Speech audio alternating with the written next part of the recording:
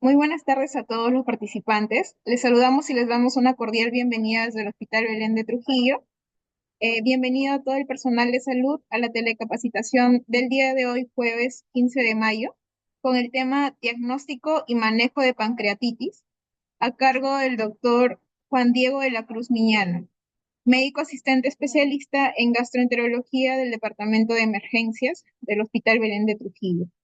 Antes de dar inicio, indicamos que estamos compartiendo el enlace para registro de asistencia durante la ponencia y les recordamos que pueden enviar sus preguntas a través del chat de la plataforma Zoom para ser absueltas al finalizar la ponencia.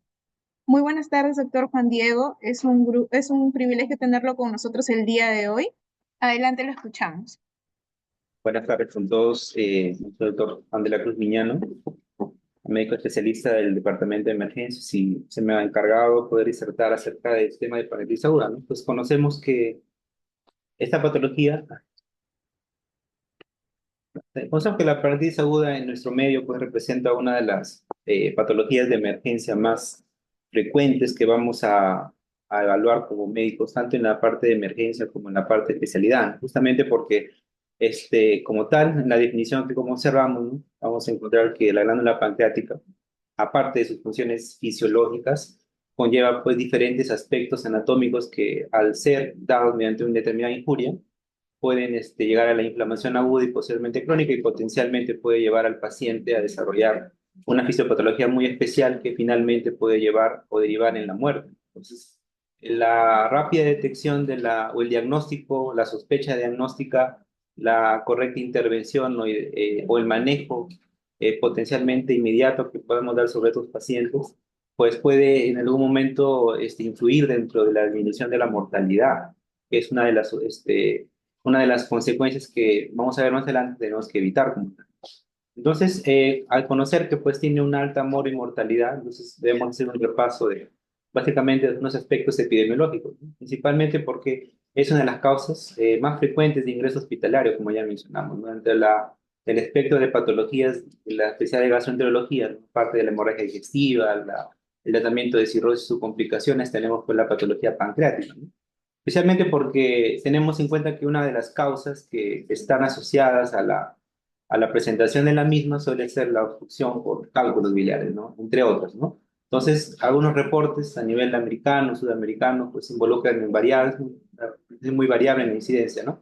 De casos nuevos por cada 100.000 habitantes, ¿no? Desde los 16, 15 hasta los 45 casos según reportes, ¿no? Tanto en Brasil o en países grandes, ¿no? Donde representa pues una incidencia promedio, ¿no? Y la prevalencia de la misma, por ejemplo, en un país como México, por siendo del 3% en su presentación, sea aguda, moderada o severa, ¿no? En nuestro caso, existe un reporte en Lima que se realizó en un hospital nacional donde se evidenció que el caso era aproximadamente de 28 por cada 100.000, ¿no? Entonces, lo importante es en que de alguna u otra manera, tanto en medicina interna o en nuestro manejo de pacientes con residuos pacientes que van a llegar por esta potencial patología, ¿no? La mayor parte de ellas van a estar relacionadas a la etiología vesicular, a la etiología biliar, ¿no? Entonces, de ahí a de que vamos a determinar la prevalencia de la misma, ¿no? Su presentación en la población, tanto por sexos o por estratos de edad, ¿no? Para evaluar su prevalencia en sí, ¿no? De ellos tenemos que, por ejemplo, el sexo femenino representa la mayor parte de los casos, ¿no? Por diferentes factores económicos, factores de herencia, endocrinológicos, de gestación, etcétera, ¿no?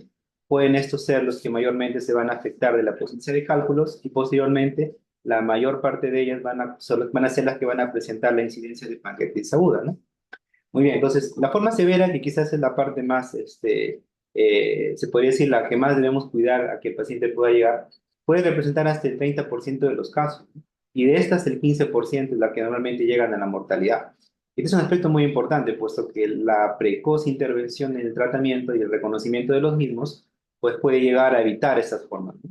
Y dentro de estos pacientes que van a llegar a formas severas, sabemos que parte de la fisiopatología va a llevar a necrosis pancreática, que va entre el 20 a 40% de su forma aguda, y por tal motivo las complicaciones derivadas de la necrosis, como la infección y la disfunción orgánica progresiva, son los que finalmente van a elevar o van a dar una tasa de mortalidad que engloba entre el 19 al 20% de los casos. Entonces, como mortalidad general, según la serie de casos, se nos refiere que es de 1,16 casos por cada 100.000 habitantes, ¿no? Por tal motivo, es importante poder enfocar dentro del manejo y el diagnóstico temprano, ¿no? Asimismo, aspectos de recurrencia que muchas veces están ligados a la falta de resolución de la causa inicial o, en todo caso, a patologías autoinmunes que pueden predisponer la genética de pancreatitis, ¿no? Puede estimarse en la recurrencia de más de uno, dos, tres casos de eventos de pancreatitis aguda durante un año en un paciente entre el 21 y el 25% de los casos. Entonces, la fisiopatología pues, nos está llevando a que el principal aspecto a poder evaluar viene a ser el proceso de autodigestión de la glándula pancreática, ¿no?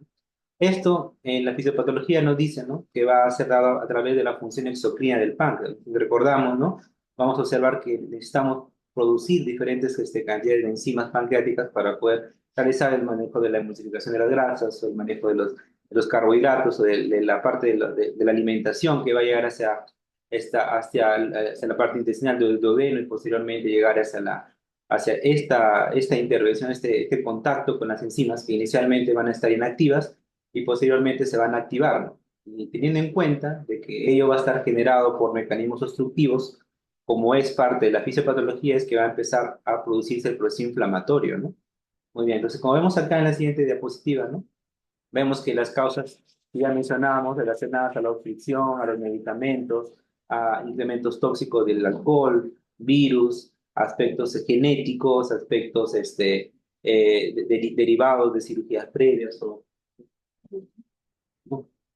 que pueden obviamente llevar a la generación de cambios inflamatorios, ¿no?, que llevan a la activación de la tripsina, como formas inactivas de homotripsinógeno, ¿no? Y posteriormente generar eventos fisiopatológicos asociados con liquefacción de la grasa, proteólisis, cambios en el tejido, ¿no?, del tejido exocrino como tal, que finalmente van a derivar en el edema y que posteriormente se va a llevar a la inflamación progresiva, la inflamación sistémica, ¿no? Entonces, dentro de ellos, por ejemplo, tenemos a las células estrelladas que al incrementarse en el contacto con la tripsina y posteriormente a sus mecanismos de autodigestión, pueden incrementar procesos inflamatorios y posteriormente de fibrosis que finalmente derivan en la generación de complicaciones que más adelante vamos a ver, como colonefrosis o pseudoquiste pancreático, ¿no? Entonces, acá vemos un punto un poco más molecular, ¿no?, donde podemos acceder, evidenciar, ¿no?, que el proceso patógeno desencadenante o alteraciones genéticas, como el caso del SPIN1, ¿no?, que son mecanismos reguladores que van a tender como tal a las cantidades de enzimas pancreáticas completamente inactivadas, pueden desencadenarse o pueden activarse, ¿no?, de tal manera de que estas proteasas pancreáticas van a incrementar el calcio intracelular, ¿no? Este calcio intracelular es muy importante de la célula, de la célula pancreática porque finalmente puede derivar en la generación de zimógenos que finalmente en mecanismos mitocondriales y sistemales van a comenzar a activarse periódicamente, ¿no? De tal manera de que activa esta cascada pancreática, empieza el proceso de autodigestión de la glándula, genera nuevamente factores inflamatorios que ya conocemos, ¿no? Algunos de ellos como el caso de la radicinina, sustancia P, ¿no?, que van a estar enfocados dentro de la generación de edema o vasodilatación o translocación bacteriana y que finalmente va a derivar en cambios en el tejido y como tal en la salida o en la generación de las enzimas pancreáticas, como vamos a ver más adelante, también es parte del diagnóstico que vamos a observar, ¿no? Entonces, este carácter autofágico y multisistémico es lo que finalmente deriva en las complicaciones que vamos a ver más adelante, ¿no? Que es lo que tenemos que reconocer. Entonces, haciendo un recuerdo rápido, ¿no? La etiología para hablar de pancreatitis tenemos la primera, ¿no?, la obstructiva, que representa el 40% de los casos, ¿no?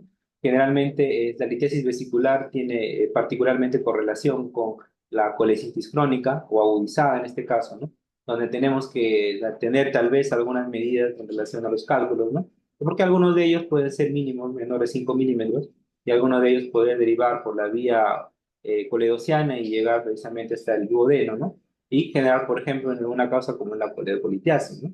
Entonces, esta causa, al ser la más frecuente, es la que necesita un abordaje precoz y la que también debemos evaluar, ¿no? En muchos de los casos, una demora del tratamiento vesicular puede conllevar a múltiples episodios de recurrencia de pancreatitis aguda, ¿no? Los tumores que también van a la mano, ¿no?, que van a estar generalmente asociados al estrato de la edad, ¿no?, al estrato del sexo también, ¿no? Algunos de ellos que están relacionados con el colangiocarcinoma, adenomas de cabeza de páncreas, colangiocarcinomas, ¿no?, que pueden generar pancreatitis, ¿no?, por obstrucción, ¿no? Entonces, donde van a generar el mismo mecanismo de autodigestión por obstrucción de la vía vital principal del páncreas y que generalmente van a llevar a edema, ¿no? En la causa alcohólica, ¿no?, que también es relativamente frecuente en nuestra sociedad, ¿no?, generalmente asociado al sexo masculino, ¿no?, más que todo, reconocerlo puede ser un poco reto en general, ¿no? Porque muchas veces hay pacientes que pueden tener el hábito de alcohol o tal vez en un episodio único nada más presentar el dolor, ¿no? Y que pueden hacerse incluso a cirrosis, ¿no? Pero que está demostrado por ser un mecanismo tóxico en la generación de este proceso de autodigestión, ¿no? Algunas drogas o medicamentos que también pueden estar asociados, como el caso de quimioterápicos, anticonvulsivantes, antibióticos, diuréticos, ¿no? Que pueden generar también reacción cruzada inflamatoria, genera posiblemente también pancreatitis, ¿no? En la causa metabólica reconocemos a la dislipidemia, ¿no? Especialmente el incremento de los triglicéridos, ¿no? Por encima de valor de 1000, que es donde se asocia a mayor cantidad de formación de obstrucción y por tal motivo también de elevación del calcio como tal, aunque en algunas teorías también mencionan que no hay un valor como tal que podamos dar así como la fisiopatología puntual solamente por los triglicéridos, ¿no? Pero es cierto que un incremento de los mismos por encima de 1000, ¿no? Asocia a una probabilidad de generación de pancreatitis, ¿no? En el caso de los tumores intraductales propios del páncreas también puede generar, ¿no? Algunas causas menos frecuentes, ¿no? Asociadas a las infecciones virales, por ejemplo, ¿no? Guillain-Barré, citomegalovirus, Epstein-Barr, ¿no? Vasculares asociadas al shock, al paciente crítico, que también se puede observar pancreatitis, ¿no?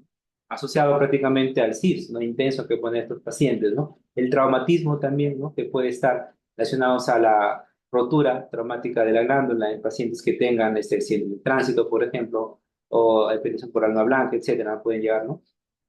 Uno de las causas también que relativamente se pueden observar, ¿no? En el caso del incremento de la CXG4, ¿no? Que también se usa para el autoinmune, y en otros que se realiza por COSEPRE, ¿no? Inicialmente en pacientes que tienen coledocolitiasis, que se pueden someter al procedimiento terapéutico para la erradicación de los cálculos y pueden llevar nuevamente un nuevo episodio de pancreatitis aguda, obviamente por manipulación o por canulación sobre el conducto pancreático principal, ¿no? Que es una de las causas frecuentes que pueden derivar nuevamente en un cuadro de pancreatitis aguda, ¿no? Entonces, las causas van a estar ligadas esencialmente al aspecto propio del paciente, como vemos, algunas relacionadas a agentes externos, como en el caso de los virus, y algunas de ellas secundarias a procesos traumáticos principalmente, ¿no? O secundarias a procedimientos endoscópicos, ¿no? Que es una de las causas que también vemos con relativa frecuencia debido a la necesidad de tratamiento de la coledocolitiasis.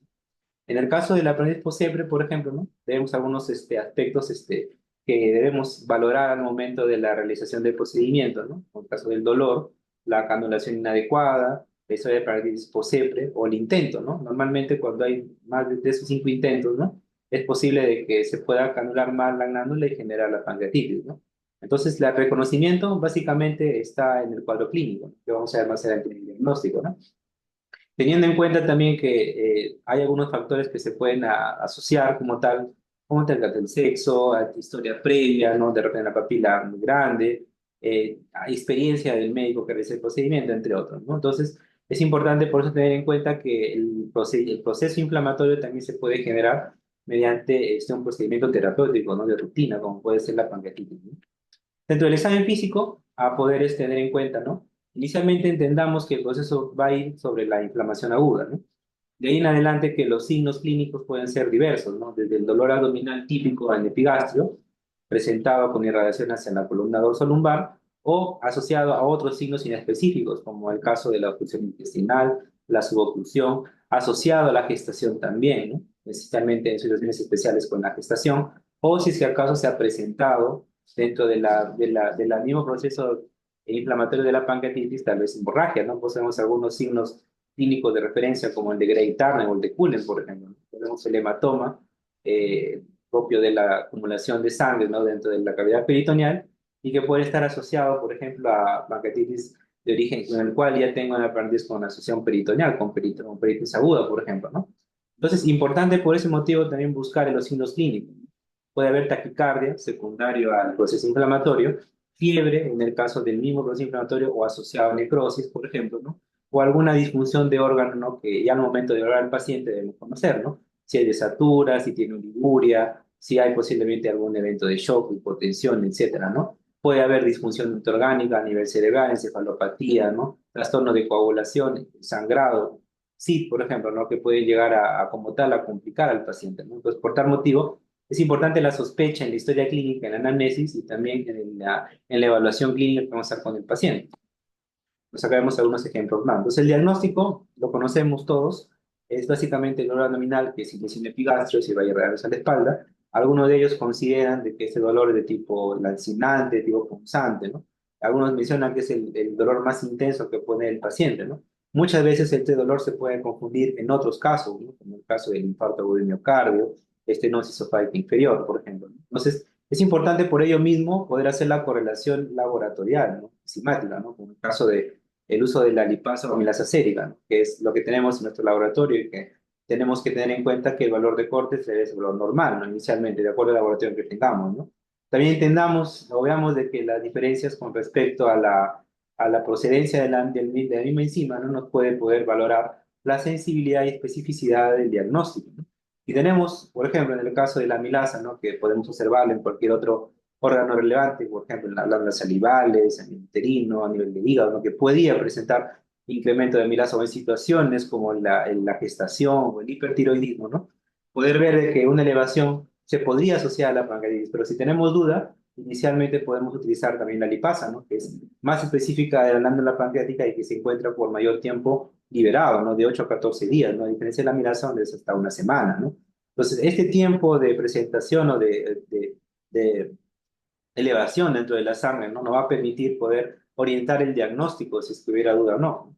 En algunos casos, por ejemplo, puede que el segundo criterio no esté presente, ¿no? Entonces, sí podemos vernos de una imagen radiológica, ¿no? Algunos podemos utilizar no solamente la imagen por ecografía, que normalmente se puede realizar, pero que la imagen, el estudio de imagen de mayor necesidad o que es un poquito más dado para el estudio del páncreas viene a ser la tomografía contrastada, y que precisamente su orientación diagnóstica sobre la tomografía nos va a poder permitir realizar lo que queremos observar, ¿no? La positividad de 2 a 3 criterios para pancreatitis aguda nos da el diagnóstico, ¿no? Que es lo que necesitamos evidenciar para poder nosotros iniciar el tratamiento de la enfermedad, ¿no? Algunos estudios también nos hablan sobre la amilasa urinaria, que también por mayor de 2000 nos puede dar también el diagnóstico, nos orienta el diagnóstico, siempre y cuando no tengamos a disponibilidad la amilasa sérica o esta no sea creíble, o en todo caso tengan valores que no sean completamente orientativos a un plazo de diagnóstico de pancreatitis aguda como tal, ¿no? Y en caso donde hay hipertrigliceridemia, ¿no? Conocemos cuando hay incremento de triglicéridos, ¿no? Puede haber más secuestro de líquidos y por tal motivo puede alterar como tal el resultado a nivel laboratorial, ¿no? Y tal vez ser este valor completamente inexacto, ¿no? Muy bien. Muy bien, entonces, otros aspectos importantes para poder valorar al momento de hacer el diagnóstico viene a ser el uso de biomarcadores, ¿no? Los biomarcadores que, como ya conocemos, algunos de ellos están relacionados al aspecto de la inflamación aguda, ¿no? Como es el caso de la proteína C reactiva, ¿no? Entonces, si nosotros tenemos en cuenta que un valor del PCR no elevado, ¿no? Puede ser orientativo del proceso inflamatorio, ¿no?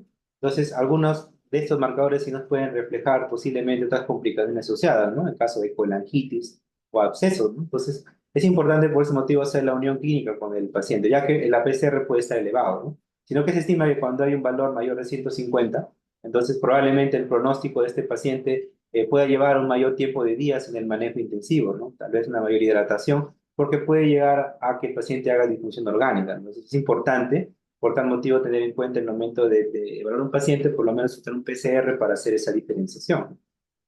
En el caso del hematocrito, ¿no? Cuando es un valor estimado de 44 o 45%, ¿no?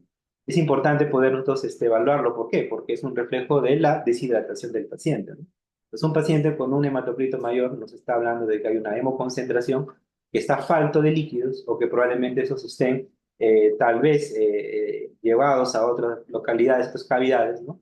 Que son parte del proceso inflamatorio y que probablemente nos pueda dar la probable necrosis más adelante. Por eso está demostrado como un riesgo independiente, ¿no? De poder realizar necrosis más adelante, ¿no? El aspecto de la urea, también que es un predictor de mortalidad, ya que nos emplea, nos habla de que puede haber una disfunción renal y que probablemente si es que el paciente mantiene no solamente valores de urea, sino del BUN o de la creatinina, pues puede llevar a que el paciente puede desarrollar disfunción multiorgánica que requiere una hemodiálisis, por ejemplo, ¿no? Entonces, nos sirve conocer dentro del perfil renal la urea, ¿no? La hipocalcemia también, ya que parte del mismo secuestro del calcio, ¿no?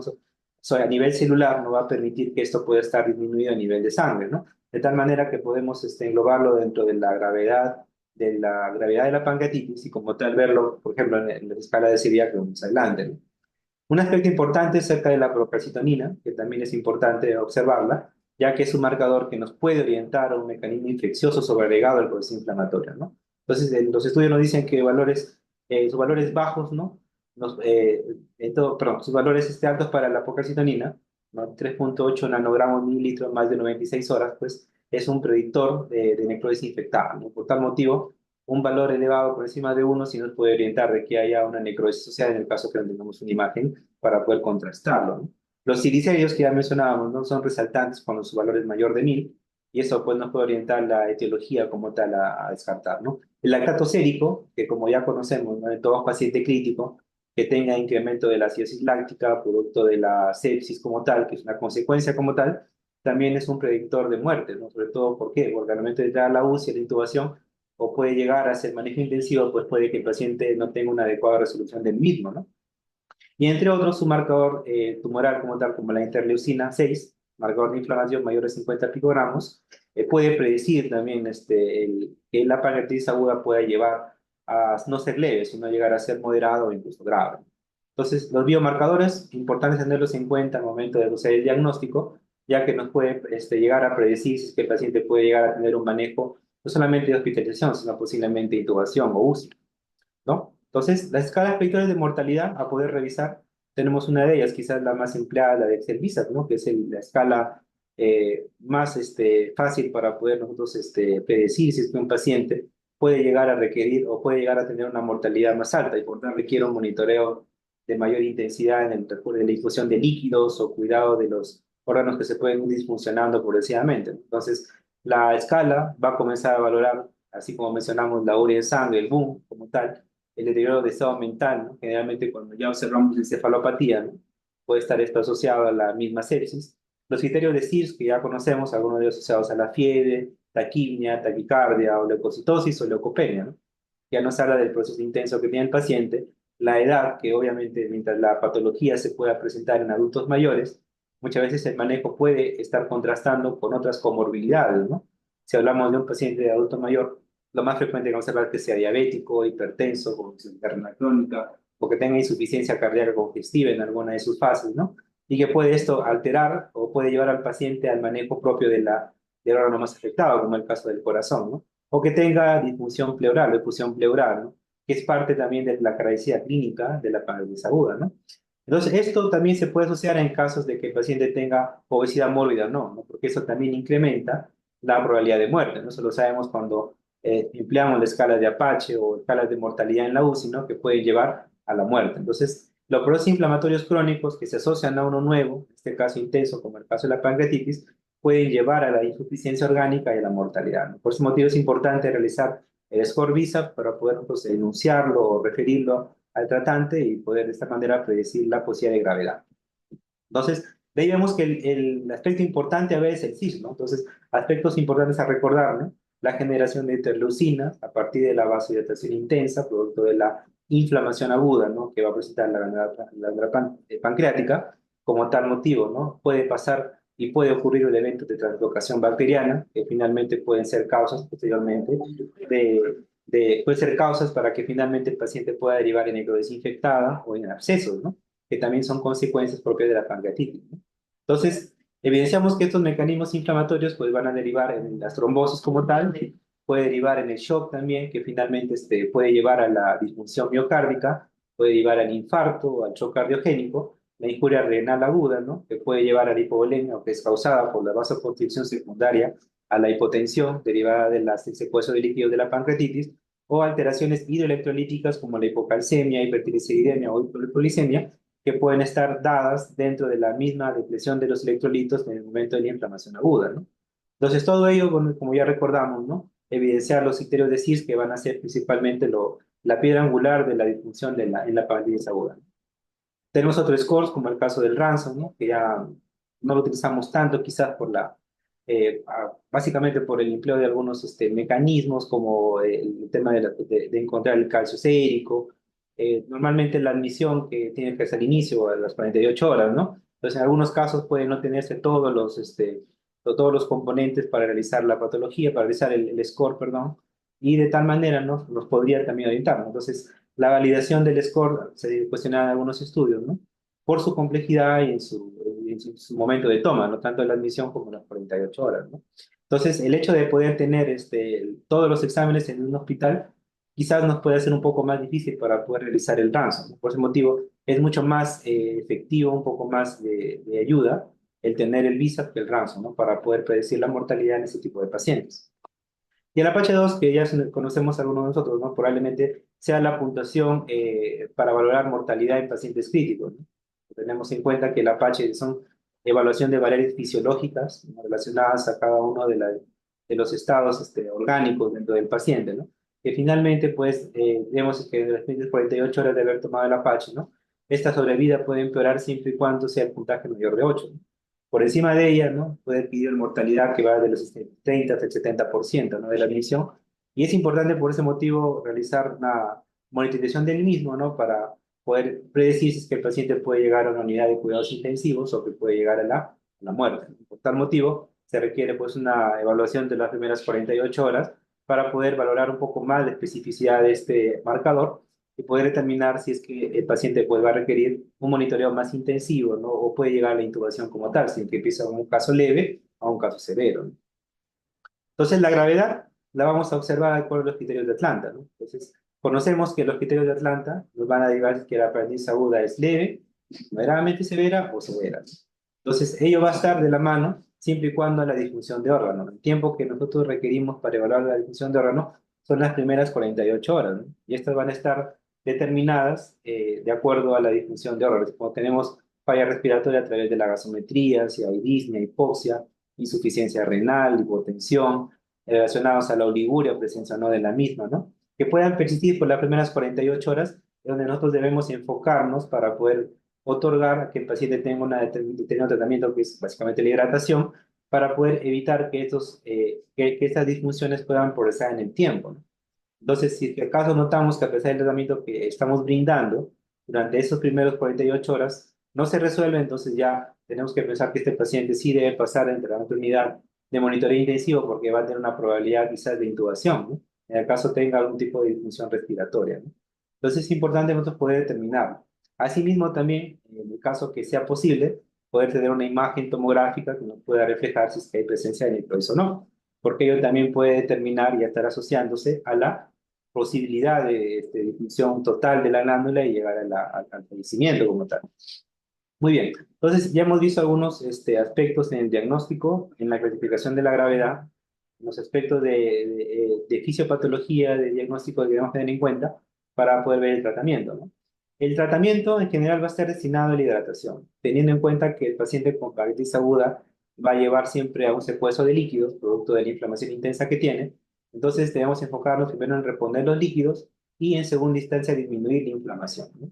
Como dos parámetros iniciales, ¿no? Posteriormente, va a ser importante también valorar las causas de etiología, ¿no? Lo más frecuente, como mencionamos, es el manejo de la colitiasis crónica, ¿no? Que es lo que se asocia, o la coledocolitiasis, ¿no? En el caso de los algoritmos, pues primero está enfocado en la reanimación del paciente, ¿no? Si acaso el paciente conlleva una hipotensión, nos pueden orientar un bolo de lactato ríneo o cloruro de sodio, ¿no? Que va a ir de acuerdo a los kilogramos de peso, de 10 a 20 minutos kilogramos, ¿no? Seguido posteriormente de dos tipos de infusiones, ¿no?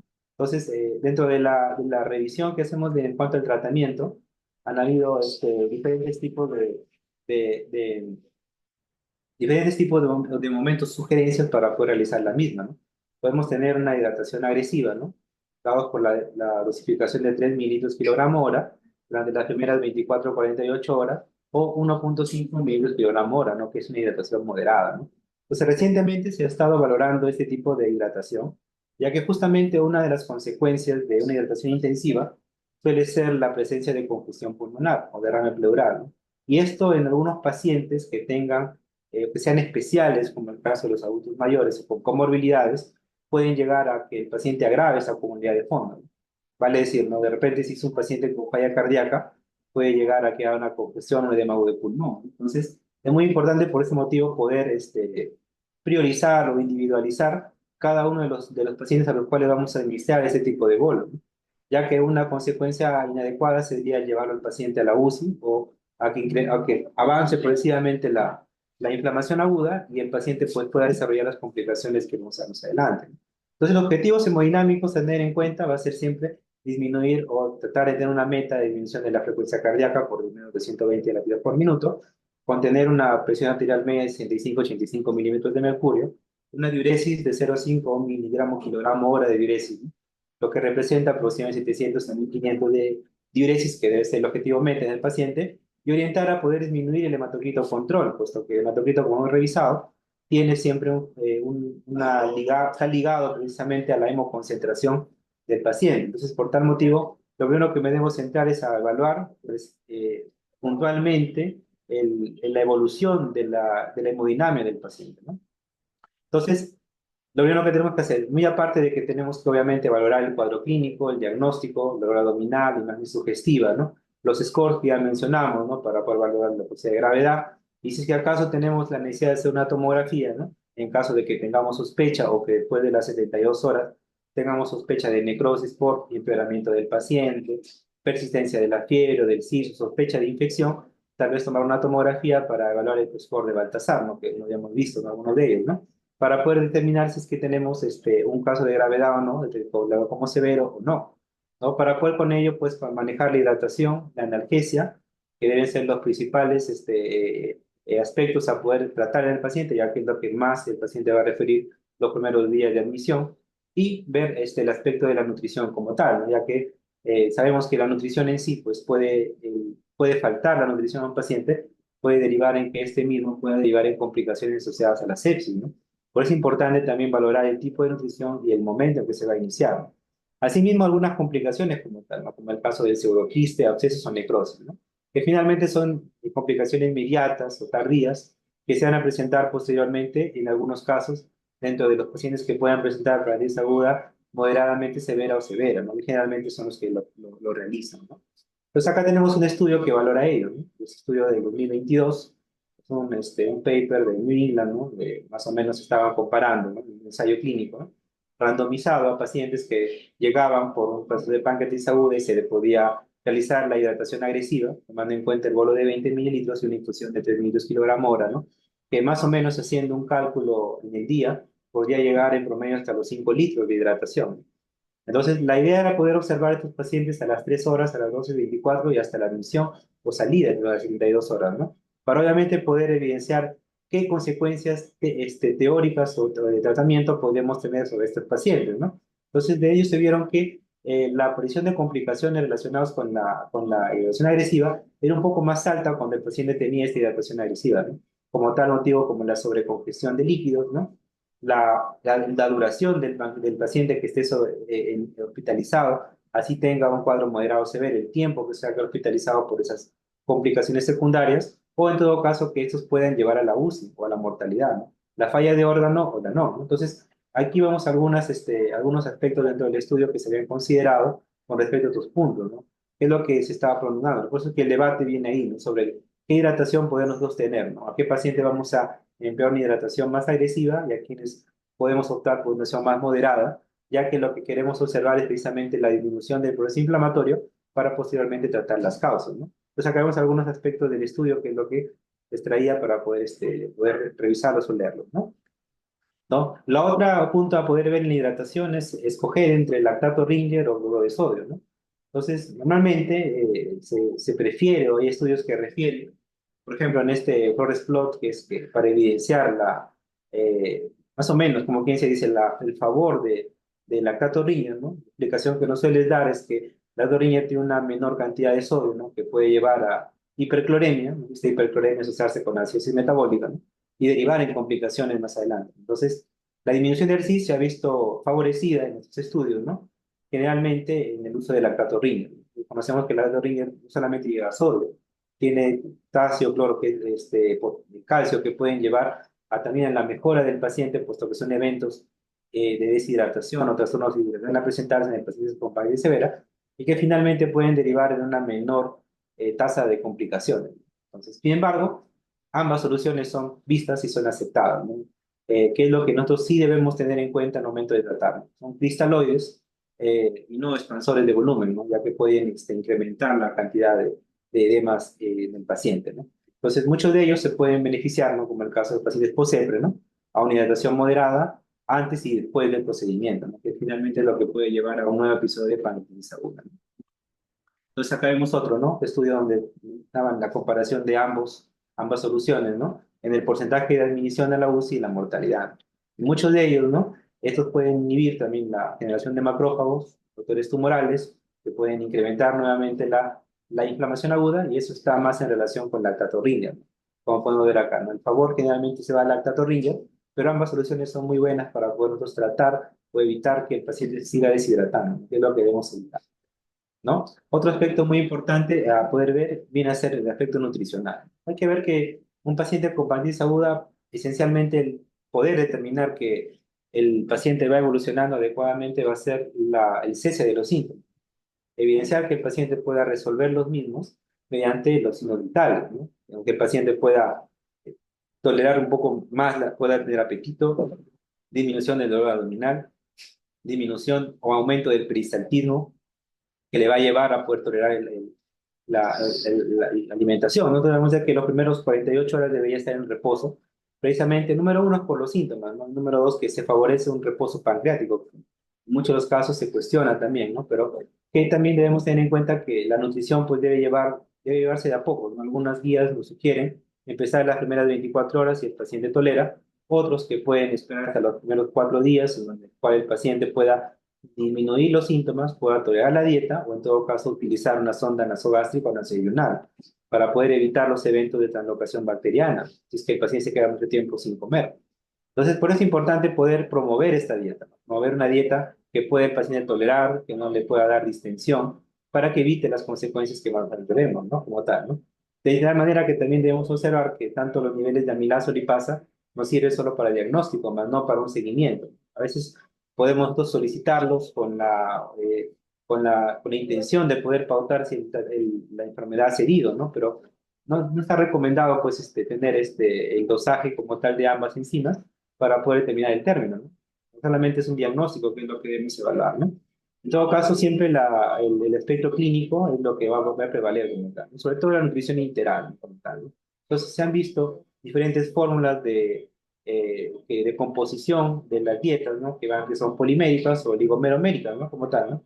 Y que van a estar de la mano a la composición de los carbohidratos, ¿no? Que el paciente pueda tolerar o pueda recibir para evitar las consecuencias de distensión o intolerancia, ¿no? Normalmente podemos ir desde una dieta blanda, baja en lácteos o hipograsas, ¿no? Para poder que el paciente tolere y progresivamente pueda alimentarse, ¿no?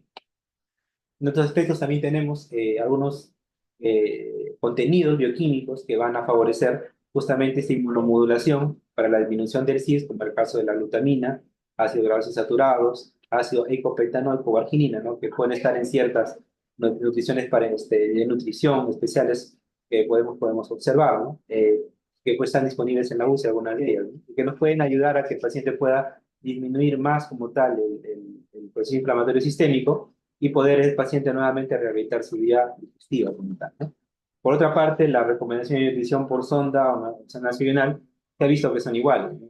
Especialmente en el caso que el paciente no pueda tolerar aún y se requiere alimentación como tal, sí podemos utilizar una sonda nasogástrica común, no necesariamente usar una sonda por endoscopía, ¿no? Que es la sonda nasoilineal. Entonces, importante por ese motivo para nosotros poder valorar el momento en el cual el paciente pueda tolerar nuevamente la vía oral, ¿no? Algunos estudios nos hablan, por ejemplo, del uso de antibióticos, de pre o probióticos, ¿no? Sin embargo, no hay una recomendación fuerte sobre estos medicamentos. Algunos de ellos, por ejemplo, pueden estar contraindicados en pacientes con sepsis o con bacteriemia que tengan, ¿no? Pero entre ellos, algunos de ellos se había postulado que el Bacillus subtilis o el Enterococcus faecium no pueden reducir el tiempo de estancia hospitalaria, ya que disminuiría como tal la cantidad de distensión, acortar como tal el malestar que tenga el paciente y poder nuevamente rehabilitarse con la dieta, ¿no?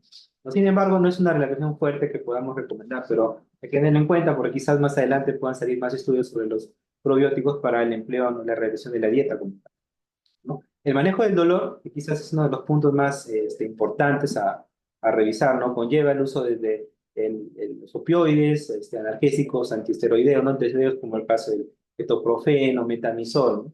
Algunos pacientes lo pueden requerir en el caso de que los opioides estén contraindicados, ¿no? En el caso de las gestantes, en los cuales probablemente el uso de AINES en el tercer trimestre no pueda darse, o el uso de los opioides o causar producción respiratoria en el segundo trimestre en las gestantes, que puede ser contraindicado, ¿no?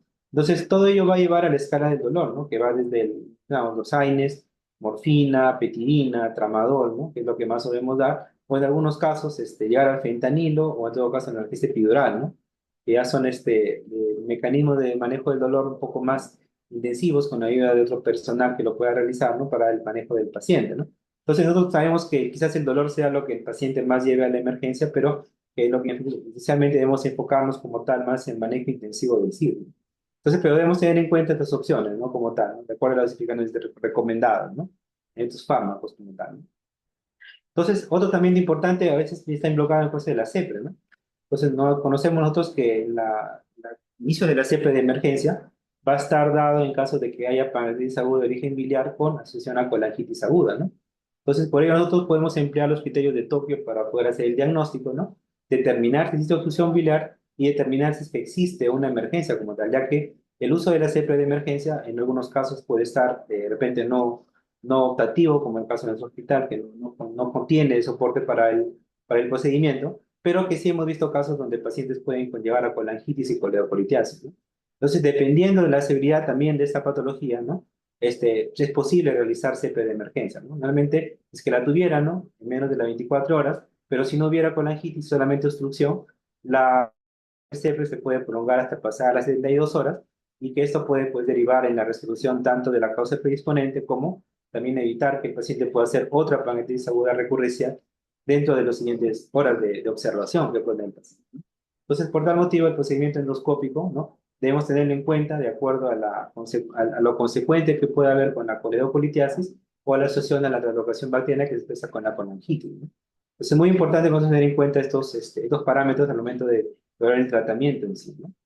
Entonces, los antibióticos, en general en pancreatitis aguda, en realidad deben estar completamente destinados a evaluar si es que existiera alguna complicación tanto infecciosa como la necrosis o consecutiva como los abscesos, ¿no? Inicialmente no se recomienda una profilaxis, no está recomendado, ¿no? Ni está recomendado al inicio del diagnóstico si es un caso leve, ¿no? Siempre lo primero que tenemos que hablar es la hidratación, la analgesia, ¿no? Entonces, el uso de antibióticos se van a reservar precisamente cuando hay evidencia de un foco infeccioso, ¿no? Como tal, ¿no? Entonces mencionábamos, por ejemplo, en el caso de la procalcitonina, si el valor de corte es mayor de uno puede suponer que puede sí evidenciar que haya una complicación, una colección, ¿no? Para poder utilizarlo, ¿no?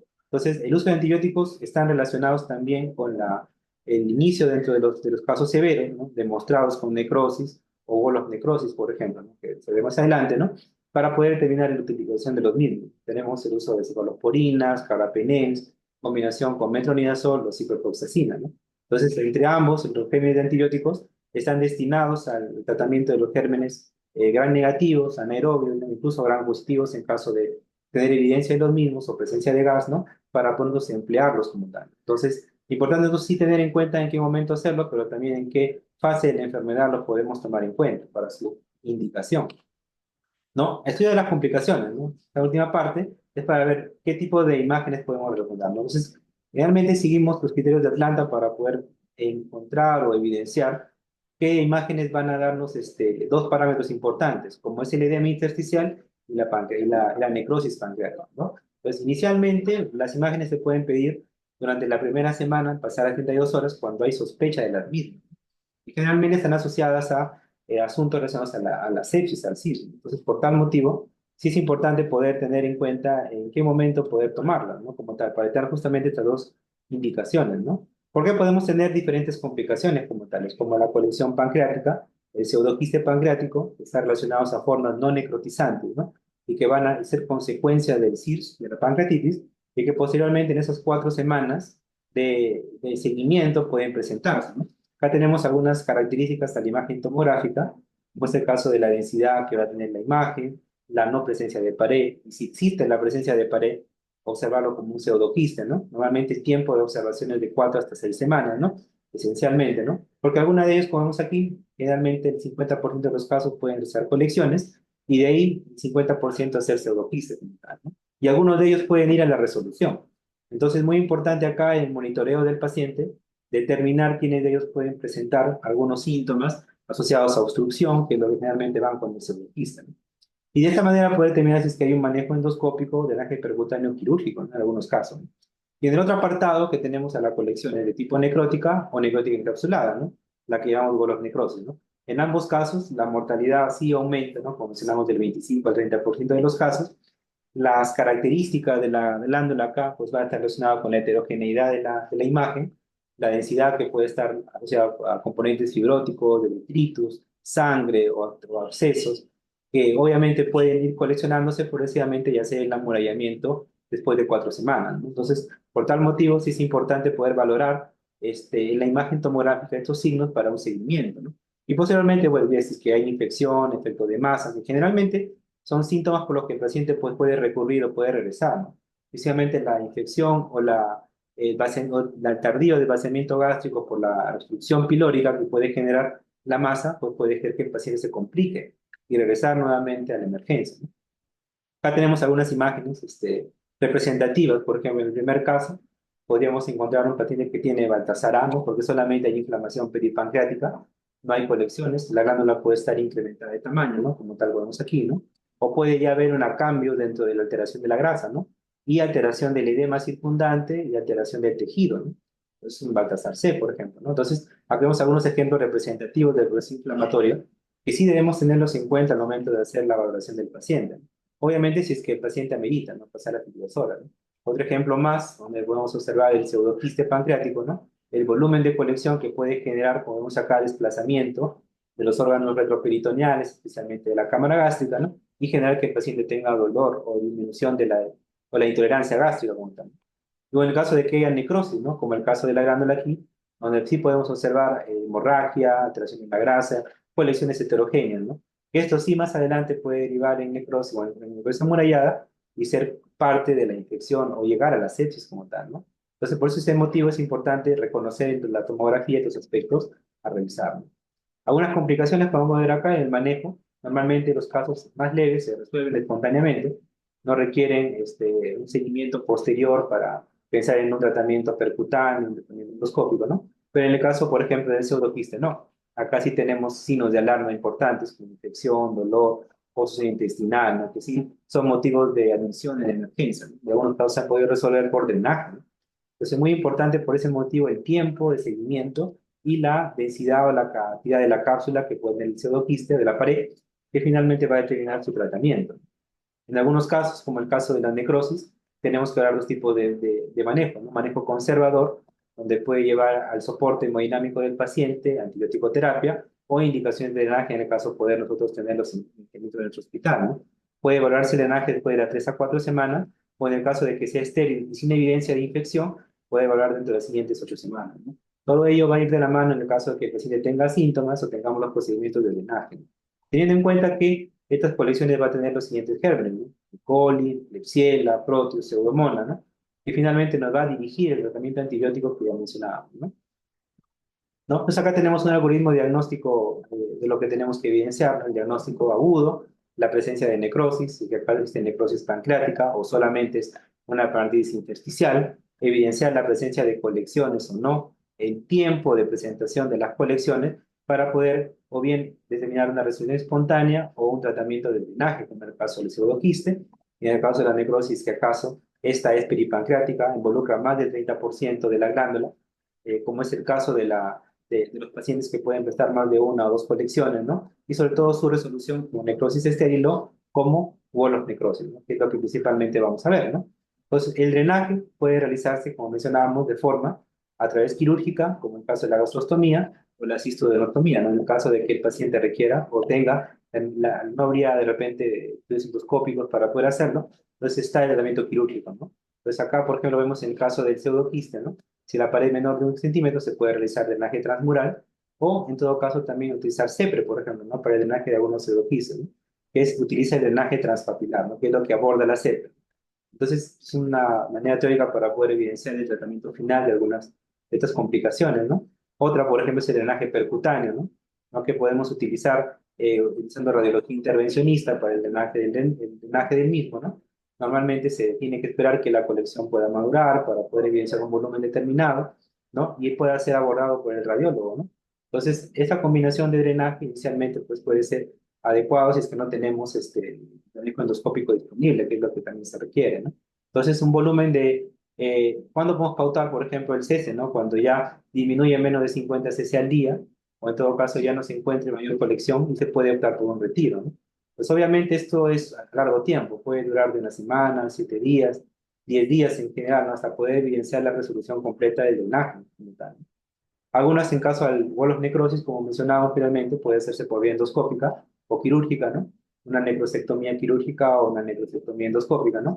Empleando stents, que bueno, se encuentra disponible en nuestro hospital, ¿no? En algunos hospitales me parece que sí lo pueden hacer para el retiro de los mismos, ¿no?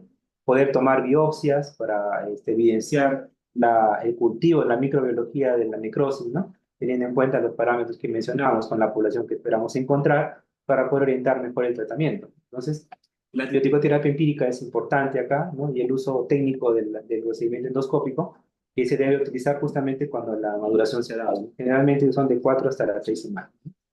Algunos estudios que valoran esto, por ejemplo, este estudio que se realizó, ¿no? Para poder evidenciar si es que es mejor la endoscópico quirúrgica, ¿no? Está relacionado justamente por la presencia de complicaciones a mediano plazo, la presencia de mortalidad, mencionábamos que es un poco más en la necrosectomía quirúrgica, ¿no? Y se recomienda, pues, es que en el caso estuviera disponible la necrosectomía endoscópica, ¿no? Acá podemos ver otro estudio más, que es básicamente la comparación de ambas técnicas, ¿no? Para poder valorar la respuesta inflamatoria final que se va a ver en el caso de que el paciente requiera esta necrosectomía quirúrgica o tal vez en el abordaje con la parotomía, ¿no? Para poder evidenciar la disminución de la mortalidad como tal. Entonces, algunos estudios recomiendan el uso de estenoprótesis para que el paciente pueda llegar a disminuir la mortalidad o las complicaciones crónicas de la parálisis aguda, ¿no? En relación al drenaje, también tenemos algunos de temas quirúrgicos como tales, como el abordaje quirúrgico, el abordaje por drenaje o radiología intervencionista como tal, ¿no? Entonces, las complicaciones que normalmente se observan suelen ser la perforación, en el caso pues de que hay una necrosis muy extensa o que el paciente tenga un sitio muy avanzado que al momento del abordamiento quirúrgico puede llevar a complicaciones malas, ¿no? Entonces, por tal motivo, siempre el drenaje endoscópico pues, es lo que recomienda la guía, no puede hacer en el caso se encuentre disponible. Bueno, acá tenemos otro estudio igual, ¿no? Que mencionamos otros objetivos para la comparación de ambos manejos finales de la necrosectomía, como es el caso de la disfunción multiorgánica, la presencia de fístulas, hemorragia o perforación, ¿no? Que pueden darse en caso de que se encuentre un manejo quirúrgico y pueden llevar a complicaciones de regreso del paciente, ¿no? Por otras complicaciones que vemos acá son derivadas del procedimiento, ¿no? Hemorragia, perforación o disfunción multiorgánica, ¿no? Entonces, muchas veces también se tiene que ver el tiempo, ¿no? A veces podemos contemplar el drenaje inmediatamente cuando ha pasado las 4 semanas o esperar, ¿no? Entonces, muchas veces lo que nos retrasa el drenaje suele ser, por ejemplo, ¿no? El tener al método para hacerlo, ¿no? ¿No? Idealmente el percutáneo a veces no está disponible en el hospital o no tenemos el especialista para que nos ayude. Entonces, se valora ese tiempo, ¿no? Entonces, algunos estudios, por ejemplo, refiere de que no hay una superioridad entre hacerlo inmediatamente cuando se encuentra o después de un tiempo determinado, ¿no? Que puede estar 1 o 2 semanas más por las complicaciones que pueden presentar. Entonces, este drenaje puede mediarse o puede postergarse siempre y cuando pues, se tenga acceso al procedimiento y el paciente pueda tener una menor cantidad de CIRS, ¿no? Para poder abordarlo como tal, ¿no? Acá tenemos unos ejemplos más para el abordaje, como el caso de la econdoscopía, que es la que realiza el drenaje a través de la transpapilar, como mencionamos anteriormente, que le da un doble valor, permite la irrigación como tal y la salida de la necrosis, ¿no? Otro en el caso que utiliza también la necrosectomía, que utiliza la cistostomía de la andra para poder evidenciarlo, ¿no? Entonces, dado por ultrasonido endoscópico. Y acá tenemos otro que utiliza el cirujano, que es el desviamiento retroperitoneal asistido, ¿no? Donde se utilizan catéteres, PICTACE para poder re- remitir o remover la necrosis como tal, ¿no? Pero como tal, pues puede llevar cambios dentro de la necrosis que puede llevar a complicaciones, ¿no? Uno de ellos es el síndrome compartimental, perforación de la víscera hueca, isquemia intestinal, fístulas enterocutáneas secundarias al procedimiento quirúrgico, síndrome de desconexión ductal o la obstrucción intestinal, que finalmente pueden derivar en sea una cirugía o la laparotomía abierta, ¿no? Ya no laparoscópica, ¿no? Y finalmente eso puede, en algunos casos, puede llevar a la mortalidad del paciente. Muy bien, y para finalizar, algunas complicaciones que puede llevar este procedimiento, y como tal, la necrosis pancreática, mencionábamos alguna de las fístulas, las trombosis o el pseudoaneurisma, ¿no? Muchos de ellos pueden llevar a la presencia de hipotensión, de shock, ¿no? Posteriormente a la generación de trombo, o a la disección del aneurisma generado producto del proceso inflamatorio, y finalmente a que obviamente pues haya peritonitis, como tal, síndrome compartimental y que derivan en la mortalidad del paciente, ¿no? En estos casos, siempre que se presenta, la intención siempre va a ir por la hidratación, nuevamente valorando la perfusión del paciente, valorando que no tenga mayor disfunción multiorgánica, valorando también la necesidad de una UCI para evitar, obviamente, hasta que el paciente pueda limitar sus complicaciones infecciosas o intensivas inflamatorias, poder, pues, obviamente, darle un manejo como tal al paciente, ¿no? Entonces, un aspecto importante y para finalizar es el tiempo de la colestectomía, ¿no? Mucho del aspecto con respecto a este punto, ¿no? Siempre se dice que el tiempo de la colestomía debe ser idealmente en la misma hospitalización que el paciente tiene, ¿no? Al resolver la pancreatitis aguda. Normalmente lo podemos enfocar cuando el paciente tiene un caso leve, ¿no? Pasa de un Baltasar A o B, ¿no? Donde puede haber un menor tiempo, un proceso inflamatorio que deba resolverse. ¿Por qué? Porque si vamos C o D o la E de Baltasar, puede llevar a complicaciones, ¿no? Colecciones o necrosis, ¿no? Y ello ahí podría dificultar el tiempo, la realización de una colistectomía, ¿no? Entonces, obviamente, en ese estudio que les pongo, ¿no? Encontré que el procedimiento quirúrgico retrasado, las 8 a 10 semanas, podría conllevar a que el paciente pueda remitir otra pancreatitis aguda, ¿no? De ahí a de que sí sería importante que los pacientes que pasan por cuadros leves, ¿no? La causa sea biliar o obstructiva, puedan tener por lo menos una pronta resolución de la colecistitis crónica, calculosa, ¿no? Lo más pronto posible, ¿no? Tal vez dándole prioridad por el ingreso por ambulatorio, ¿no? O en cirugía de día, ¿no? Para poder que estos pacientes eviten nueva presencia de parálisis aguda, ya que el aspecto de la recurrencia en la enfermedad es muy importante, ¿no? Normalmente asociado a pacientes con patología autoinmune, pero en pacientes obstructivos puede conllevar a que hagan eventos severos, ¿no? Hacer una segunda o tercera pancreatitis puede conllevar a que más adelante haga una pancreatitis crónica que finalmente el paciente puede hacer complicaciones de la misma, ¿no? Tal vez deshidratación, desnutrición, dolor abdominal crónico o estatorrea, ¿no? Entonces, es importante por ese motivo poder pautar la resolución de la colicitis crónica dentro del paciente, ¿no? Entonces, como conclusiones y para finalizar, ¿no? Quería mencionar que es una entidad compleja, la colicitis aguda, debe ser abarcada en realidad con un manejo multidisciplinario, no solamente por gastroenterología, nutrición, cirugía, ¿no? UCI también, ¿no? Para permitir evitar que el paciente llegue a hacer la necrosis como tal, ¿no? Un adecuado diagnóstico, diferenciación de las entidades nos va a permitir, por ejemplo, tener el centro para CEPE de emergencia en caso lo requiera, ¿no? Pacientes que requieran tal vez un abordaje quirúrgico en caso de la neurostectomía de emergencia, ¿no? Entonces, por tal motivo, siempre debemos estar enfocándonos dentro del parámetro etiológico y su tratamiento, ¿no? Ya que en el caso, por ejemplo, en el caso de la etiología biliar, que es la más frecuente, ¿no? Es importante por eso agudizar el tratamiento del diagnóstico de la misma. Tal vez una ecografía lo más pronta posible, si no tenemos en cuenta, no tenemos una tomografía o colangioresonancia, ¿no? El usar la ecografía nos va a poder dar un parámetro inicial de diagnóstico, ¿no? Que debemos tener en cuenta para el tratamiento final, ¿no? La hidratación y la nutrición sigue siendo los pilares del tratamiento, principalmente porque van a evitar, como ya mencionamos, complicaciones inmediatas relacionadas a la necrosis, relacionadas a aspectos de infecciones recurrentes, ¿no? Por tal motivo es que su pronta identificación y la reducción de los síntomas nos va a favorecer para que el paciente pueda evitar las complicaciones. La hidratación ya mencionábamos, con lactato riña y cloruro de sodio que lo tenemos disponible siempre, ¿no? Y la nutrición en caso que el paciente pueda tolerar, ¿no? Entonces, la monitorización de los signos vitales durante las primeras 24 48 horas es completamente adecuada, ¿no? Prioritaria a tener en cuenta en el paciente para, pues obviamente, junto de la mano con los marcadores bioquímicos, poder determinar la severidad del paciente, la identificación de riesgo y así poder evitar las complicaciones de la. Eso sería todo. Muchas gracias. Participación en la participación brindada el día de hoy. Vamos a pasar a la parte de las preguntas por parte de nuestros participantes. Le vamos a dar unos minutos para que puedan realizar sus preguntas o dudas que tengan con respecto a la ponencia brindada por el doctor Juan Diego de la Cruz Miñán. Doctor, mientras nos hacen las preguntas nuestros participantes, ¿alguna sugerencia final que nos pudiese brindar? Y ya que tenemos aquí conectados en la sala del Zoom también a médicos, servistas, médicos de la periferia, que de repente puedan tener en consideración para evitar de repente hacer referencias y puedan tener manejo en sus establecimientos. Bueno, en general, las recomendaciones siempre va a ir por la agudización del diagnóstico, ¿no? Tomando en cuenta los factores de riesgo, las etiologías, ¿no? Muchos, por ejemplo, en el serum, lo hemos notado en el serum también, donde hay elevado consumo de alcohol, por ejemplo, ¿no? El tema de los cálculos, entonces es importante, así no tengamos la certeza de parálisis de la hidratación, ¿no?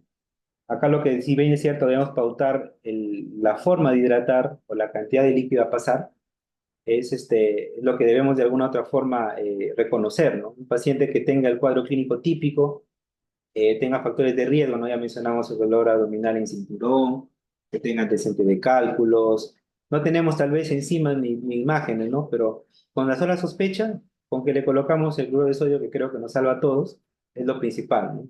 Y si hay sospechas de infección, vamos a decirlo así, ¿no? Colangitis o hay fiebre, ictericia, digamos que ahí no estaría de más justificar el uso de antibióticos, ¿no? Quizás no lo vamos a hacer para manejar el páncreas, pero sí para ver otras complicaciones asociadas, ¿no? Como el caso de la colecistitis aguda que puede tener, colangitis que puede tener o coledocolitiasis que puede presentar, ¿no?